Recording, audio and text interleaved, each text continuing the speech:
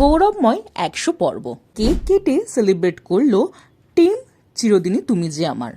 Social মিডিয়ায় share করলেন অভিনেত্রী তন্নিলাহা রয়।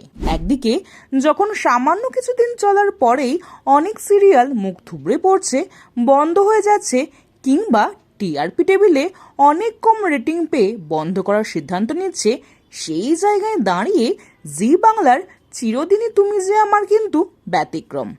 বেশ রমরমিয়ে চলছে এই ধারাবাহিক। অসমবয়সী আর্য আর অপর্ণার প্রেম, বিয়ে সবটাই বেশ তাড়িয়ে তাড়িয়ে উপভোগ করছেন দর্শকরা। আর সেই ফলও পেল সিরিয়ালের তারকারা। 100 দিন পার করলো এই ধারাবাহিক, হয়ে গেল সেলিব্রেশনও।